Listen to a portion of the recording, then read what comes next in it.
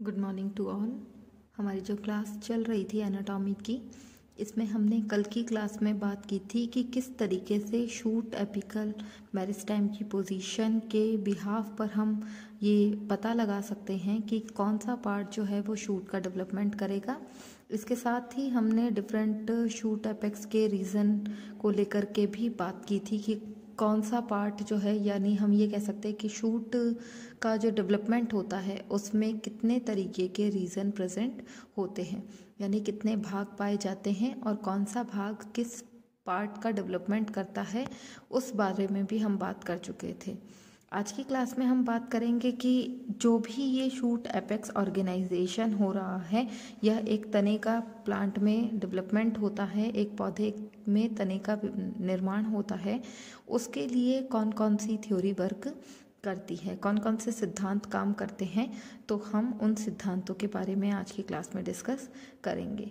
देखिए, जिस तरीके से थ्योरी हम शूट के केस में बात कर रहे हैं, उसी तरीके से हमने रूट के केस में भी आपको डिफरेंट थ्योरी से इंट्रोड्यूस कराया था कि कौन कौन सी थ्योरी वहाँ पर वर्क कर रही थी। तो जिस तरीके से रूट में एपिकल सेल थ्योरी, कार्पर कैपे theory, quiescent centre zone theory, ये अलग अलग थ्योरी हमने पढ़ी थी, उसी तरीके से आज हम शूट के केस में भी डिफरेंट थ्योरी को स्टडी करेंगे। आज की क्लास में हम पढ़ेंगे 3 अलग अलग थ्योरी। एक है एपिकल सेल थ्योरी, दूसरा है हमारी हिस्टोजन थ्योरी और तीसरी है ट्यूनिका कार्पस थ्योरी। तो सबसे पहले हम बात करते हैं एपिकल सेल थ्योरी की। What is apical cell? देखिए, एपिकल सेल थ्योरी आपने रूट के केस में भी पढ़ा था, और रूट के केस में जब हमने पढ़ा था तो उस एपिकल सेल थ्योरी में नाम आया था नगेली।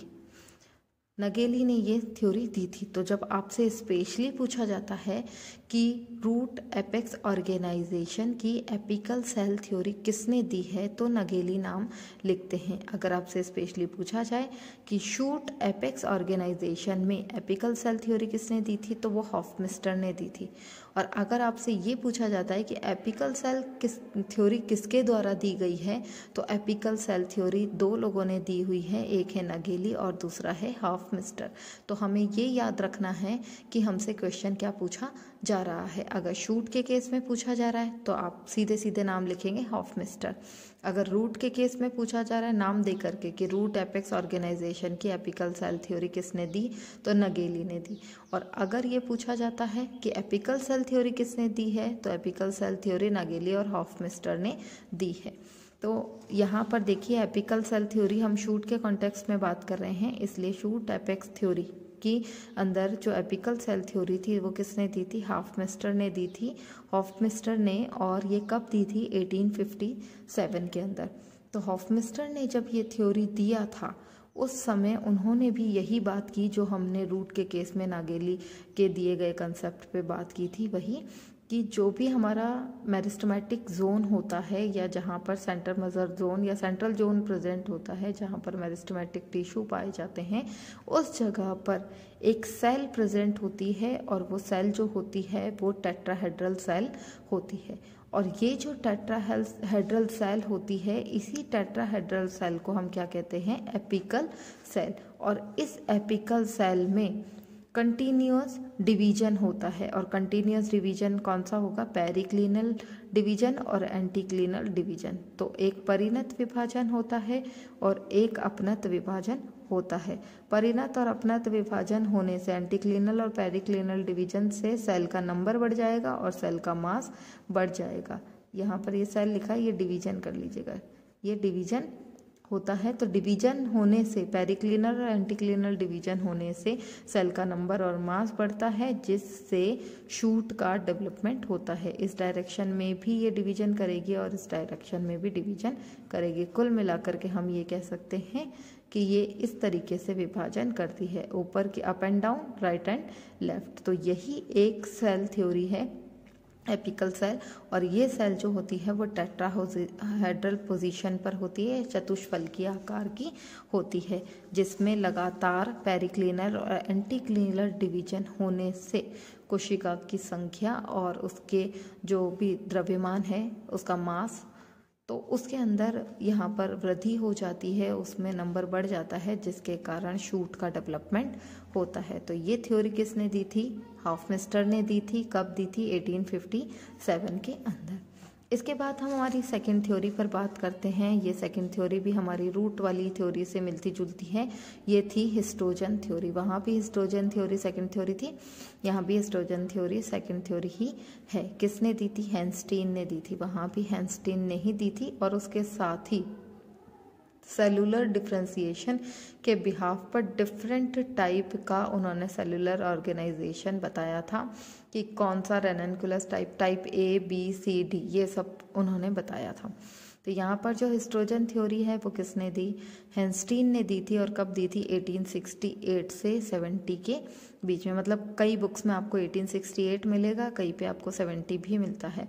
तो आपको ये याद रखना है कि 1868 से 70 के बीच में ये थ्योरी दी गई थी। इस थ्योरी में क्या कहा था, जिस तरीके से वहाँ पर बात की थी हैंस्टीन ने, कि जो भी हमारा मेरिस्टेमेटिक जोन होता है, जो हमारा एपिकल रीजन होता है, इस केस में शूट एपिकल मेरिस्टेम, हम क्या कहेंगे? ये कौन सा पार्ट है हमारा? ये हमारा है शूट एपिकल मेरिस्टेम। तो जो शूट एपिकल मेरिस्टेम जोन होता है, उस शूट एपिकल मेरिस्टेम में 3 लेयर पाई जाती है। एक होती है डर्मेटोजन लेयर, दूसरी होती है पेरिब्लेम लेयर और तीसरी होती है प्लेरोम लेयर। ये 3 लेयर्स जो हैं ये प्रेजेंट होती है शूट एपिकल मेरिस्टेम में। और हर एक लेयर से प्लांट के स्टेम में मतलब डिफरेंट पार्ट्स का डेवलपमेंट होता है। जैसे डर्मेटोजन के लिए कहा जाता है कि ये आउटर रीजन का डेवलपमेंट करता है, यानी ये किसका डेवलपमेंट करेगा? एपिडर्मिस का डेवलपमेंट करेगा। ये एपिडर्मिस के फॉर्मेशन के लिए रिस्पॉन्सिबल होती हैं, उसके निर्माण के लिए यह काम करती है। इसके बाद में डर्मेटोजन के जस्ट नीचे वाली लेयर जो है, ये वाली लेयर, इस लेयर को क्या कहते हैं? पेरिब्लेम भी कहते हैं। अब पेरिब्लेम जब कह रहे हैं तो ये रीजन जो है ये कौन से रीजन का डेवलपमेंट करेगा? ये एपिडर्मिस के जस्ट नीचे कुछ स्क्लेरेनकाइमेटस टिश्यूज के डेवलपमेंट में मदद करता है, और वो है हमारा हाइपोडर्मिस टाइप के टिश्यूज। हाइपोडर्मिस के साथ में ये कॉर्टेक्स रीजन का भी डेवलपमेंट करेगा, और उसके साथ कुछ एंडोडर्मिस के जो टिश्यूज, एंडोडर्मिस लेयर्स, उनका भी ये डेवलपमेंट करता है। तो हम ये कह सकते हैं कि डर्मेटोजन जो है वो किसके लिए रिस्पॉन्सिबल है? एपिडर्मिस के फॉर्मेशन के लिए। पेरिब्लेम जो है वो हाइपोडर्मिस के डेवलपमेंट के लिए ज़रूरी है। उसके साथ कॉर्टेक्स का डेवलपमेंट भी इसी रीजन से होता है, और एंडोडर्मिस के कुछ पार्ट का डेवलपमेंट जो है वो भी पेरिब्लेम रीजन से ही होता है। अब इसके बाद जो सबसे इंटरनल है, या हम ये कह सकते हैं कि अंदर की तरफ जो पित्त वाली डायरेक्शन है, उस जगह पर जो लेयर पाई जाती है उसे हम क्या कहते हैं? प्लीरोम कहते हैं। और ये जो प्लीरोम होता है तो ये हमेशा सेंट्रल सिलेंडर का फॉर्मेशन करता है, या हम ये कह सकते हैं कि ये सेंट्रल सिलेंडर के साथ साथ कंप्लीट वेस्कुलर सिस्टम का फॉर्मेशन करता है। वेस्कुलर सिस्टम, या फिर हम वेस्कुलर बंडल्स या वेस्कुलर टिश्यूज भी इसको कह सकते हैं कि ये किसका डेवलपमेंट करता है? वेस्कुलर टिश्यू का डेवलपमेंट करता है। जाइलम फ्लोएम का डेवलपमेंट करेगा, पित्त, पेरिसाइकल का, और कुछ एंडोडर्मिस रीजन का भी ये डेवलपमेंट करता है। तो कुल मिलाकर के एब्स्ट्रैक्ट फॉर्म में हम ये कह सकते हैं कि हिस्टोजन थ्योरी जो है वो हैंस्टीन के द्वारा 1868 से 17 में दी गई थी। और इसके साथ ही जब हैंस्टीन ने ये थ्योरी दिया था तो उन्होंने ये बताया था कि शूट एपिकल मेरिस्टेम में 3 लेयर्स प्रेजेंट होती हैं, और 3 लेयर्स को हम ये भी कह सकते हैं कि ये L1 है, ये L2 है और ये L3 है। तो 3 layer L1, L2, L3 present होता है। जो L1 होता है वो सबसे बाहर की तरफ प्रेजेंट होता है, और ये डर्मेटोजन कहलाता है। इससे एपिडर्मिस का फॉर्मेशन होता है। इसके बाद डर्मेटोजन के जस्ट नीचे वाली लेयर, और यह हम ये कह सकते हैं प्लीरोम के जस्ट ऊपर वाली लेयर, या मिडिल लेयर जो डर्मेटोजन और प्लीरोम के बीच वाली लेयर है, उसे हम पेरिब्लेम कहते हैं। और पेरिब्लेम की जो लेयर है वो हाइपोडर्मिस के डेवलपमेंट में, कॉर्टेक्स रीजन के डेवलपमेंट में, और एंडोडर्मिस के कुछ टिश्यूज़ के डेवलपमेंट में पार्टिसिपेट करती है, वहाँ पर भाग लेती है। देन उसके बाद में आता है हमारा प्लीरोम रीजन। तो प्लीरोम वाली जो सेल्स होती हैं वो सेंट्रल सिलेंडर का फॉर्मेशन करती हैं, केंद्रीय भाग बनाती हैं और केंद्रीय भाग में vascular bundles, vascular tissues present होते हैं। कंप्लीट वेस्कुलर सिस्टम का डेवलपमेंट जो है वो प्लीरोम रीजन से ही होता है। इसके बाद हम बात करते हैं, नेक्स्ट थ्योरी है हमारी ट्यूनिका कार्पस थ्योरी।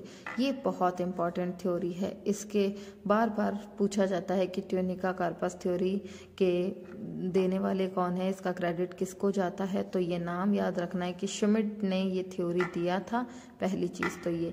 और ट्यूनिका कार्पस थ्योरी किससे रिलेटेड है, ये शूट एपेक्स ऑर्गेनाइजेशन से रिलेटेड है। इसकी स्पेशलिटी क्या है वो अभी हम इस थ्योरी में पढ़ेंगे। देखिए, ट्यूनिका कार्पस थ्योरी जो है वो श्मिट ने दी थी। कब दी थी, 1924 में। लेकिन जब श्मिट ने ये थ्योरी दिया था उस टाइम इस थ्योरी को इतनी पॉपुलैरिटी नहीं मिली थी। उस समय कुछ लोगों ने ये माना था कि ऐसा नहीं होता है कि एक रीज़न के अंदर तो कंटिन्यू डिवीजन एक ही तरह का हो और दूसरे रीज़न के अंदर दोनों तरीके के डिवीजन हो, इसलिए इतनी पॉपुलैरिटी उनको नहीं मिली थी। लेकिन जब 1949 में फॉस्टर ने इसको रिकमेंड किया, इनकी रिकमेंडेशन पर इस थ्योरी को ज़्यादा पॉपुलैरिटी मिला। तो सबसे पहले बात है कि ट्यूनिका कार्पस थ्योरी दी किसने थी, श्मिट ने दी थी। कब दी थी, 1924 के अंदर दी थी। और उन्होंने ये बताया कि जहाँ पर हैंस्टीन बात कर रहे हैं कि शूट एपिकल मेरिस्टेम में 3 लेयर है और हर एक लेयर जो है वो अपने अपने अलग अलग डिफरेंट पार्ट का डेवलपमेंट करती है, ऐसा नहीं होता है। 3 लेयर नहीं पाई जाती है। यहाँ पर केवल शूट एपिकल मेरिस्टेम में 2 ही जोन प्रेजेंट होते हैं। उन्होंने बोला था 2 क्षेत्र पाए जाते हैं। एक क्षेत्र को कहते हैं ट्यूनिका रीजन और दूसरा रीजन होता है उसे हम कहते हैं कॉर्पस रीजन। इसीलिए इस थ्योरी का नाम क्या है, ट्यूनिका कार्पस थ्योरी। तो जब श्मिट ने ये बात कही तो उन्होंने ये बताया कि जो ऊपर की तरफ रीजन होता है शूट एपिकल मेरिस्टेम का, ऊपर की तरफ मतलब जो सबसे बाहर एरियल पार्ट के कांटेक्ट में रहता है वो रीजन ट्यूनिका कहलाता है। और जो अंदर वाला पार्ट होता है जहाँ पर सेंट्रल सिलेंडर का फॉर्मेशन होता है, पिथ जोन पाया जाता है, वो हमारा कॉर्पस रीजन कहलाता है। इसके साथ ही श्मिट ने ये भी कहा था कि जो ट्यूनिका रीजन होता है इसमें केवल और केवल एक ही तरीके का विभाजन होता है और वो है एंटीक्लिनल डिवीजन। तो एंटीक्लिनल डिवीजन होने से क्या होगा, सेल का नंबर बढ़ता चला जाएगा। जब सेल का नंबर बढ़ता चला जाता है तो नंबर बढ़ने के कारण यहाँ पर कोशिकाओं की संख्या बढ़ रही है, तो ये एक लेयर ना होकर के ये मल्टीपल्स लेयर हो जाती हैं। इसीलिए ट्यूनिका रीजन जो होगा वो कैसा होगा, मल्टी लेयर्ड स्ट्रक्चर हो जाएगी। ये मल्टी लेयर बहुकोशिकीय परत होती है और इस मल्टी लेयर से ही तो जो आउटर लेयर होगी वो तो एपिडर्मिस का डेवलपमेंट कर देगी और जो अंदर इनर लेयर होगी वो कौन से रीजन का डेवलपमेंट करेगी, वो कॉर्टेक्स रीजन का डेवलपमेंट करेगी, वो लीफ प्रिमोडियम का डेवलपमेंट करती है। तो कुल मिलाकर के हम ये कह सकते हैं कि ट्यूनिका रीजन के अंदर जो सेल्स पाई जाती हैं उन सेल्स के अंदर एक ही तरीके का विभाजन होता है और वो विभाजन कहलाता है एंटीक्लिनल डिवीजन। एंटीक्लिनल डिवीजन होने से कोशिकाओं की संख्या में वृद्धि हो जाती है और संख्या में वृद्धि होने के कारण यह एक सिंगल लेयर ना होकर के ये मल्टीपल लेयर्स में बदल जाती है, मल्टी लेयर हो जाएगी और यहाँ पर नंबर ऑफ सेल्स भी ज़्यादा होंगे, जिसके कारण आउटर लेयर जो होगी वो तो एपिडर्मिस का डेवलपमेंट करेगी और इनर पार्ट जो होगा वो कॉर्टेक्स रीजन का डेवलपमेंट करेगा, लीफ प्रिमोडियम का डेवलपमेंट करता है।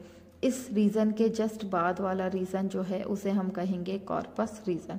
और कॉर्पस रीजन की स्पेशलिटी यही है कि जिस तरीके से ट्यूनिका में सिर्फ एंटीक्लिनल डिवीजन हो रहा था, यहाँ पेरिक्लिनल डिवीजन भी होगा और एंटीक्लिनल डिवीजन भी होता है। तो पेरिक्लिनल डिवीजन और एंटीक्लिनल डिवीजन होने से यहाँ कोशिकाओं का नंबर भी बढ़ जाएगा और कोशिकाओं की संख्या भी बढ़ जाएगी, जिसके कारण ये रीजन जो है ये कंप्लीट सेंट्रल सिलेंडर का फॉर्मेशन करता है, केंद्रीय भाग का निर्माण करता है। यही रीजन जो है ये कॉर्टेक्स का डेवलपमेंट करेगा, वेस्कुलर टिश्यू का डेवलपमेंट करेगा, वेस्कुलर सिस्टम का, और उसके साथ ये पित्त का डेवलपमेंट भी करता है।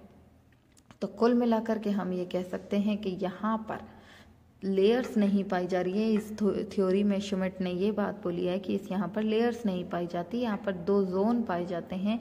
एक जोन तो ट्यूनिका रीजन कहलाता है और दूसरा जोन कार्पस रीजन कहलाता है। जो ट्यूनिका रीजन होता है वहाँ पर केवल एक ही तरीके का विभाजन होता है जिसे हम एंटीक्लिनल डिवीजन कहते हैं, और एंटीक्लिनल डिवीजन होने से कोशिकाओं का नंबर बढ़ जाता है और ये मल्टी लेयर्ड स्ट्रक्चर में कन्वर्ट होता चला जाता है, क्योंकि सेल कंटिन्यू डिवीजन करेगी, कंटिन्यू डिवीजन करके 1 लेयर और उसके फिर जस्ट जो है नंबर बढ़ जाएगा तो ऊपर वाली सेल नीचे वाली सेल इस तरीके से विभाजन करके मल्टी लेयर स्ट्रक्चर में कन्वर्ट हो जाती है। और ये रीजन किसका डेवलपमेंट करेगा, ये कॉर्टेक्स रीजन का डेवलपमेंट करेगा, लीफ प्रिमोडियम का डेवलपमेंट भी करेगा। कार्पस रीजन में पेरिक्लिनल और एंटीक्लिनल डिवीजन होंगे जिससे सेंटर सिलेंडर पार्ट बनेगा। अब देखिए यहाँ पर ये रीजन भी कॉर्टेक्स बना रहा है, ये रीजन भी कॉर्टेक्स बनाना है, तो ये आपको याद रखना है कि ट्यूनिका रीजन के अंदर आउटर कॉर्टेक्स रीजन जो है वो तो ट्यूनिका रीजन से बनता है और जो इनर कॉर्टेक्स पार्ट होता है वो कार्पस रीजन से बनता है। तो यहाँ पर कॉर्टेक्स पार्ट डिवाइड हो गया है, इनर और आउटर कॉर्टेक्स। तो आउटर कॉर्टेक्स कहाँ बनेगा, ट्यूनिका रीजन से, और जो इनर कॉर्टेक्स पार्ट है या जो अंदर स्टीलर सिस्टम के कांटेक्ट में रहता है, वेस्कुलर सिस्टम के कांटेक्ट में रहता है, वो पार्ट इनर कॉर्टेक्स रीजन, तो वो पार्ट जो है वो हमारा कॉर्पस रीजन से बनेगा जिसमें पेरिक्लिनल और एंटीक्लिनल डिवीजन होंगे। तो ये पेरिक्लिनल डिवीजन एंटीक्लिनल डिवीजन होने से कोशिकाओं का नंबर और कोशिकाओं की संख्या दोनों बढ़ जाती है, जिसके कारण वो इनर कॉर्टेक्स का डेवलपमेंट करेगी, वेस्कुलर सिस्टम भी बनाएगी और पित्त का डेवलपमेंट भी करती है। तो ये हमारी 3 इम्पॉर्टेंट थ्योरी है जो कि शूट एपेक्स ऑर्गेनाइजेशन से रिलेटेड है। अभी आगे और थ्योरीज भी हैं जिसके बारे में हम नेक्स्ट क्लास में बात करेंगे। आज की क्लास के लिए इतना ही। Thank you.